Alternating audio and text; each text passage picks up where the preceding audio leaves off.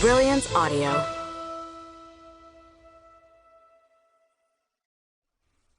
Summer Love by Nancy Thayer. Performed by Whitney Dykehouse.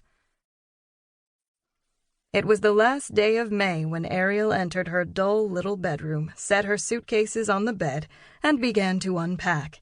Her dresses and blouses were on quilted hangers brought from home.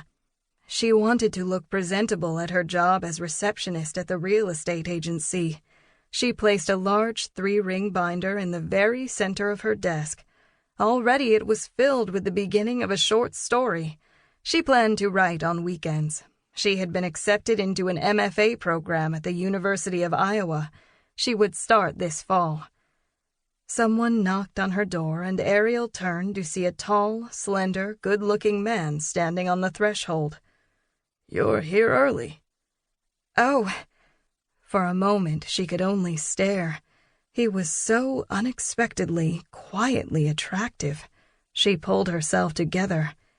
"You're here early, too." Crossing the room, she held out her hand. "I'm Ariel Spencer." "Wyatt Smith." Taking her hand in a brief, firm shake, he gave her a lopsided grin.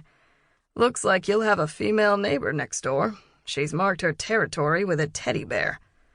Ariel blushed, caught out. "I put that there. It's not that I don't like men, I do, but they are messier." She wanted to stand very close to Wyatt Smith. He had a double magnetism. Something about him made her feel safe and sexy. "Not me," Wyatt said. "I'm kind of tidy. Scientists have to be." He squinted his eyes, thinking. "Although I'm going to be working at Cabot's Marine fixing boats this summer, so I'll probably come back covered in oil." "You're a scientist, but you'll be working in a boatyard?" If she kept asking him questions, maybe time would freeze them like this, so she could gaze at him forever. The more she looked at him, the more she liked him. She had to keep herself from drifting right up next to him. Another lopsided smile. "My father is Benjamin Smith," Wyatt told her, unable to keep the pride from his voice. "Okay," Ariel smiled encouragingly. "He's a scientist.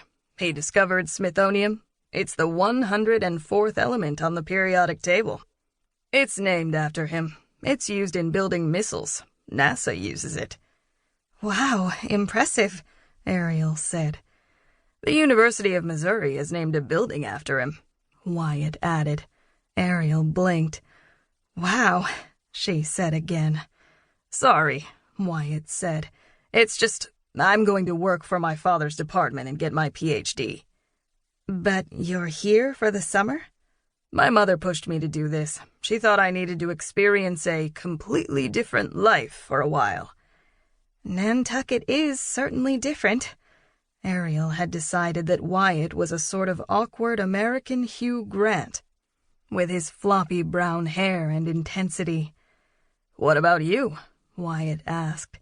"I'll be a receptionist in a real estate office," Ariel told him. Should she invite him into her room? Where would he sit? On the bed? She felt slightly hysterical, in a good way. "I've got to unpack," Wyatt said. "Let's get together tonight." Before he could finish, Ariel said, "Great!" "With the other basement dwellers," Wyatt continued. "We'll exchange all the necessary information." Well, Ariel thought, that was a little dry. Exchange all the necessary information? "I mean," Wyatt continued, "get to know each other." He shook his head. "I have all the social graces of a rock, but I certainly would like to get to know you." "Me too." I could love this man, she thought, and blushed and replied, "I mean, I'd like to get to know you too." They stood in the corridor, smiling at each other.